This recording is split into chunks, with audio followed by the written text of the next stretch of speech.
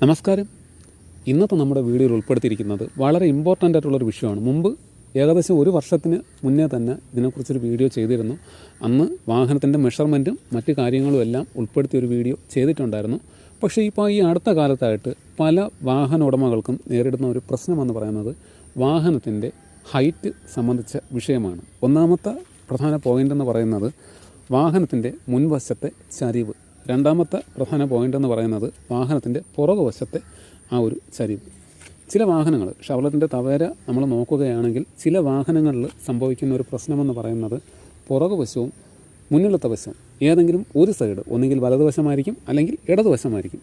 ഈ രണ്ട് വശത്ത് ഏതെങ്കിലും ഒരു ഭാഗം ചരിഞ്ഞിട്ടായിരിക്കും നിൽക്കുന്നത്.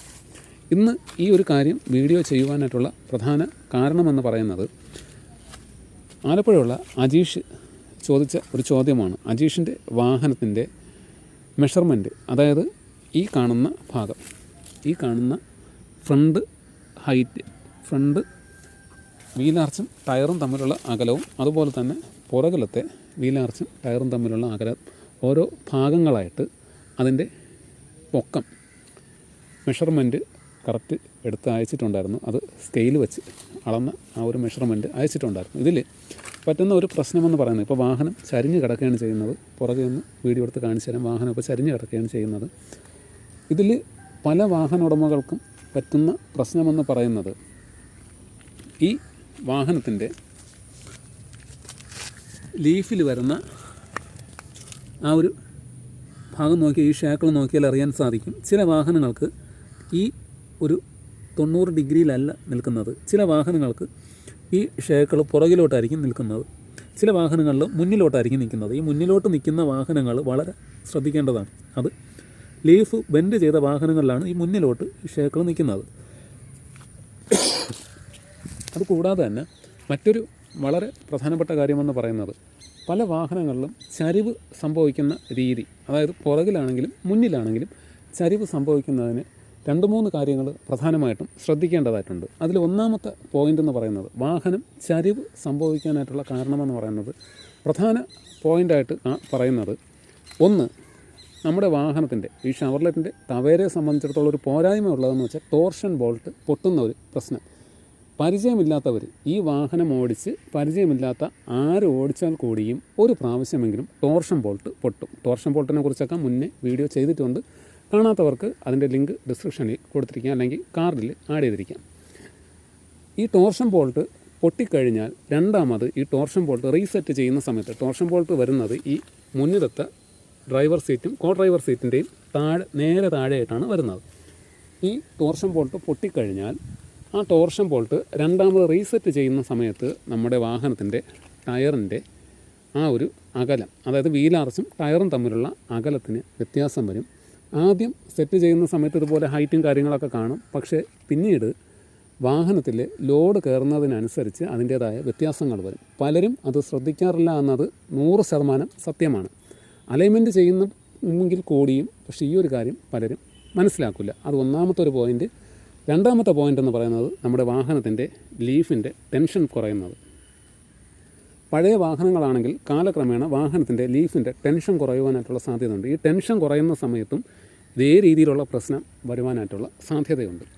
അത് പുറകിൽ ഏതെങ്കിലും ഒരു വശം, അതായത് ഈ ഏതൊരു വാഹനമാണെങ്കിലും നമ്മുടെ വാഹനത്തിൻ്റെ ഇടതുവശം വലതുവശം ടേണിങ് കൂടുതലായതുകൊണ്ട് ഇടതുവശം ചരിവും, അതുകൂടാതെ തന്നെ ആ വശത്ത് ലോഡ് പിടിക്കുന്നത് കൊണ്ട് വാഹനം പൊതുവെ, ഇത് തവേര മാത്രമല്ല മറ്റേതൊരു വാഹനമാണെങ്കിലും ലീഫുള്ള വാഹനത്തിൻ്റെ ഇടതുവശം ഒരു ചെറിയൊരു ചരിവ് ഉണ്ടായിരിക്കും. നോർമലി ഒരു ചെറിയൊരു ചരിവ് ഉണ്ടായിരിക്കും.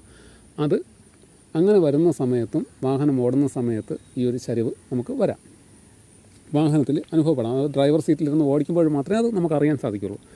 മറ്റൊരു വളരെ പ്രധാനപ്പെട്ട കാര്യം എന്ന് വെച്ചാൽ നമ്മുടെ വാഹനത്തിൻ്റെ മുന്നിലത്തെ ആണെങ്കിലും പിന്നിലത്തെ ആണെങ്കിലും ഷോക്കിൻ്റെ ആ ഒരു ഡാമേജ്, അതായത് ഷോക്ക് അബ്സർ ഡാമേജ് വരുന്ന സമയത്ത് ഇതുപോലത്തെ വിഷയം വരാം. ഷോക്ക് അബ്സർ വീക്കായി കഴിഞ്ഞാൽ, അല്ലെങ്കിൽ ഗ്യാസ് വെൽഡ് ഷോക്ക് അബ്സർ ആണെങ്കിൽ അതിൻ്റെ ഓയിൽ, അതിൻ്റെ ഉള്ളിൽ നിറച്ചിരിക്കുന്ന ആ ഓയിലും ആ ഗ്യാസൊക്കെ ലീക്കായി കഴിഞ്ഞാലും ഈ ഒരു വിഷയം വരാം. വണ്ടി ഏതെങ്കിലും ഒരു വശത്തേക്ക് ചരിയാം. ആ ചരിയുന്ന സമയത്ത് വാഹനം ഓടുമ്പോൾ നമ്മൾ എത്ര ഹൈറ്റ് അഡ്ജസ്റ്റ് ചെയ്താലും അല്ലെങ്കിൽ പ്ലേറ്റ് ബെൻഡ് ചെയ്താലും ആ ഒരു മെഷർമെൻറ്റ് ക്ലിയറായിട്ട് നമുക്ക് കിട്ടത്തില്ല. കാലക്രമേണ അലൈൻമെൻറ്റിനും വ്യത്യാസം വരാം. അത് ശ്രദ്ധിക്കേണ്ട ഒരു കാര്യമാണ്. അതുപോലെ തന്നെ നമ്മുടെ വാഹനത്തിൻ്റെ സെക്കൻഡ് ഷാഫ്റ്റ് ഞാനത് കാണിച്ചു തരാം.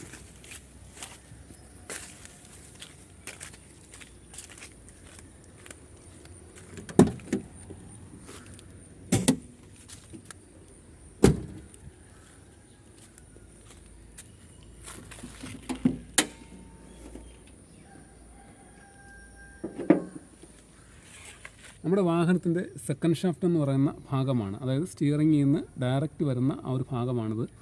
ഇതിപ്പം വെട്ടം കുറവാണ്, ചെറിയൊരു ഇരുട്ടുള്ളത് കൊണ്ട്, മഴക്കോളുള്ളത് കൊണ്ട് ഒരു ഇരുളമുണ്ട്. ആ ഒരു ഭാഗം ഇതിനെക്കുറിച്ച് മുന്നേ വീഡിയോ ചെയ്തിട്ടുണ്ട്. ഈ ഒരു സെക്കൻഡ് ഷാഫ്റ്റിന് എന്തെങ്കിലും രീതിയിലുള്ള തകരാറ് വന്നാലും സ്റ്റിയറിങ്ങിന് ചരിവ് വരാം. അത് കൂടാതെ തന്നെ വാഹനത്തിൻ്റെ ആ ഒരു ഏതെങ്കിലും ഒരു ഭാഗത്തേക്ക് ചരിവ് വരുവാനും സാധ്യത ഉണ്ട്. അതുപോലെ തന്നെ ഇമ്പോർട്ടൻ്റ് ആയിട്ടുള്ള മറ്റൊരു കാര്യമെന്ന് പറയുന്നത് നമ്മുടെ വാഹനത്തിൽ വരുന്ന അപ്പറാം ഇത് കാണാൻ സാധിക്കില്ല. അപ്പറാം വരുന്ന ഭാഗം, ഈ അപ്പറാം വരുന്ന ഭാഗം ഇവിടെയാണ് അപ്പറാം വരുന്നത്. ഈ അപ്പറാം വരുന്ന ഭാഗത്ത് ബുഷിന് തേയ്മാനം വന്നാലോ പൊട്ടൽ വന്നാലോ ഇങ്ങനെ ചരിവ് വരാം. അത് ഇടതുവശമാണെങ്കിലും വലതുവശമാണെങ്കിലും. വലതുവശത്തെ ബുഷിന് കംപ്ലയിൻറ്റ് വന്നു കഴിഞ്ഞാൽ വലതുവശം ചരി, ഇടതുവശത്തെ ബുഷിന് കംപ്ലയിൻറ്റ് വന്നാൽ ഇടതുവശം ചരി. ഓക്കെ.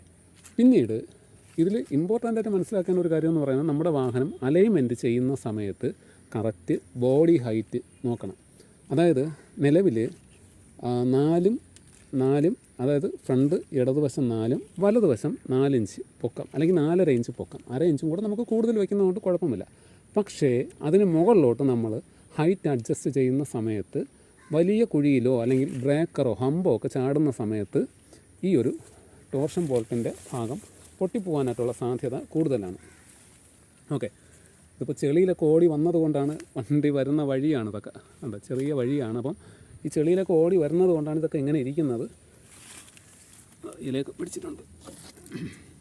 അപ്പം ഈ ഒരു ഹൈറ്റ് വണ്ടി ചരിഞ്ഞ് കിടക്കണതുകൊണ്ടാണ് ഉയർന്നു നിൽക്കുന്നത്. ഹൈറ്റ് എപ്പോഴും നമ്മുടെ ഈ 4 വിരൽ പൊക്കമേ പാടുള്ളൂ. അത് 4 വിരൽ പൊക്കം എന്ന് പറയുന്നത് നമ്മുടെ 4 ഇഞ്ചിന് സമമാണ്, നമ്മുടെ കൈപ്പത്തിക്ക് സമമാണ് ഈ ഒരു ഹൈറ്റ് വരുന്നത്. വാഹന കയറ്റത്തിലാണ് നിൽക്കുന്നത്. കയറ്റത്തിൽ നിൽക്കുന്നത് കൊണ്ടാണ് ഇങ്ങനെ പൊങ്ങി നിൽക്കുന്നത്, ഉയർന്നു നിൽക്കുന്നത്. ഓക്കെ. അപ്പോൾ ഈ ഒരു മെഷർമെൻറ്റ് മാത്രമേ പാടുള്ളൂ. അതുപോലെ തന്നെ പുറകിലത്തെ മെഷർമെൻറ്റ് എന്ന് പറയുന്നത് നമ്മുടെ വാഹനത്തിൻ്റെ പുറകിലത്തെ ലീഫിൻ്റെ മെഷർമെൻറ്റ് പറയുന്നത് 8 ഇഞ്ചാണ് പറയുന്നത്. അപ്പം ഈ 8, ചില വാഹനത്തിന് 8.5 ഒക്കെ വരാറുണ്ട്. അതിന് മുകളിലോട്ട് വരുന്നുണ്ടെങ്കിൽ അത് ലീഫ് ബെൻഡ് ചെയ്തതായിരിക്കും. അത് കൂടാതെ തന്നെ അതിൽ പറ്റുന്ന വേറൊരു പ്രശ്നം എന്ന് വെച്ച് കഴിഞ്ഞാൽ യാത്രാസുഖം കുറവായിരിക്കും. വാഹനം ഓടുന്ന സമയത്ത് യാത്രാസുഖം കുറവായിരിക്കും. പിന്നെ ഈ കട്ടറിൽ വീഴുന്ന സമയത്ത് പുറകിലിരിക്കുന്നവർക്ക്, അതായത് ഈ കാണുന്ന സീറ്റിൽ പുറകിലിരിക്കുന്നവർക്ക് ബാക്ക് പെയിനിൻ്റെ പ്രശ്നവും വരുവാനായിട്ടുള്ള സാധ്യതയുണ്ട്. കാലക്രമേണ നമ്മുടെ ഷാക്കിൾ ബുഷും സ്പ്രിംഗ് ബുഷും ഒക്കെ കംപ്ലയിൻറ്റ് വരുവാനും സാധ്യത കൂടുതലാണ്. അപ്പോൾ ആ ഒരു കാര്യവും പ്രധാനമായിട്ടും ശ്രദ്ധിക്കണം. ഒന്നാമത്തെ കാര്യം എന്ന് പറയുന്നത് നമ്മുടെ വാഹനം, ഇതിപ്പോൾ തവേരെ ബേസ് ചെയ്ത് പറയുന്നതാണെങ്കിൽ കൂടിയും ഏതൊരു വാഹനമാണെങ്കിലും ആ വാഹനത്തിൻ്റെ ഷോക്ക് വീക്കായി കഴിഞ്ഞാൽ വാഹനത്തിന് ചരിവ് വരാം. ബുഷിന് തേയ്മാനം വന്നു കഴിഞ്ഞാൽ ചരിവ് വരാം. അതുപോലെ തന്നെ ടോർഷൻ ബാറ് അല്ലെങ്കിൽ ടോർഷൻ ബോൾട്ട് അഡ്ജസ്റ്റ് ചെയ്യുന്ന സമയത്ത് അത് കറക്റ്റ് ആയില്ലെങ്കിലും ഇതുപോലെ പ്രശ്നങ്ങൾ വരാം, ചരിവ് വരാം. പിന്നെ അതുപോലെ തന്നെ ബുഷിൻ്റെ തേയ്മാനം, ഫ്രണ്ട് സസ്പെൻഷൻ ബുഷിന് നല്ല രീതിയിലുള്ള തേയ്മാനം വന്നാൽ കൂടിയും ഈ ഒരു വിഷയം വരാം. ഇതിനെക്കുറിച്ച് വർഷങ്ങൾക്ക് മുമ്പ് വീഡിയോ ചെയ്തിട്ടുണ്ട് എങ്കിൽ കൂടിയും ഇപ്പോഴും പല വാഹന ഉടമകൾക്കും ഡ്രൈവർമാർക്കുമെല്ലാം സംശയം കൂടുതലാണ്. അപ്പോൾ അതിനെക്കുറിച്ചാണെന്ന് കൂടുതലായിട്ടും വീഡിയോയിൽ ഉൾപ്പെടുത്തിയത്. പക്ഷേ പലരും ഇതിൻ്റെ കംപ്ലയിൻറ്റ് എന്താണെന്ന് അറിയില്ലാതെ ഈ മെഷർമെൻറ്റോ അല്ലെങ്കിൽ ബാക്കിയുള്ള കാര്യങ്ങളോ ഒന്നും നോക്കാതെ ആവശ്യമില്ലാത്ത പണികൾ ചെയ്യാറുണ്ട്. ഒരിക്കലും അങ്ങനെ ചെയ്യരുത്. അതിൻ്റെ സാഹചര്യം എന്താണെന്ന് മനസ്സിലാക്കണം. സ്റ്റിയറിങ്ങിനൊരു ചരിവ് വന്നു കഴിഞ്ഞാൽ നിങ്ങളുടെ ഈ ഭാഗത്തുള്ള ബുഷ് കംപ്ലയിൻറ്റ് വന്നിട്ടുണ്ടോ, അപ്രാമിൻ്റെ ബുഷ്, അത് ഇടതുവശമാണെങ്കിലും വലതുവശമാണെങ്കിലും, വലതുവശത്ത് ചരിവുണ്ടെങ്കിൽ വലതുവശത്ത് അപ്രാം ബുഷ് നോക്കണം. ഇടതുവശത്ത് ചരിവ് വന്നിട്ടുണ്ടെങ്കിൽ ഇടതുവശത്തെ അപ്രാം ബുഷ് നോക്കണം. ഓക്കെ. ഇപ്പോൾ എൻജിൻ റൂം തുറന്നതുകൊണ്ട് ഒരു കാര്യം കാണാൻ പറ്റിയതാ, പൂച്ച കയറിയിട്ടുണ്ട് എൻജിൻ റൂമിൻ്റെ ആ ഭാഗത്തേക്ക്. ആ പൂച്ചയുടെ മുടിയാണ്. ഓക്കെ. അതുപോലെ ഓപ്പൺ ഏരിയയിലിട്ടിരിക്കുന്ന വാഹനങ്ങളാണെങ്കിൽ ഈ ഒരു കാര്യം പ്രധാനമായിട്ടും ശ്രദ്ധിക്കണം. എൻജിൻ്റെ ചൂടുള്ളത് കൊണ്ട്, ഇപ്പോൾ മഴ സീസൺ ആയതുകൊണ്ട് വാഹനത്തിൻ്റെ എൻജിൻ്റെ ചൂടൊക്കെ ഉള്ളതുകൊണ്ട് പൂച്ചയൊക്കെ കയറിയിരിക്കും. പൂച്ചയും കുഞ്ഞു പൂച്ചയൊക്കെ കയറിയിരിക്കും. അതൊക്കെ ഒന്ന് ശ്രദ്ധിച്ചിട്ട് വേണം, എൻജിൻ റൂം തുറന്ന് എല്ലാം ഒന്ന് ശ്രദ്ധിച്ചിട്ട് വേണം വാഹനം എടുക്കുവാനായിട്ട്. ഓക്കെ. അപ്പോൾ ഇത് എല്ലാവർക്കും മനസ്സിലാവാൻ വേണ്ടിയിട്ടാണ് ഈ ഒരു വീഡിയോ പ്രധാനമായിട്ടും ചെയ്തത്. ഇതിൽ എന്തെങ്കിലും ഡൗട്ട് ഉണ്ടെങ്കിൽ നിങ്ങൾക്ക് കമൻറ്റായിട്ട് ചെയ്താൽ മതി. അതിനെക്കുറിച്ച് വിശദമായിട്ട് വീഡിയോ ചെയ്തു തരാം.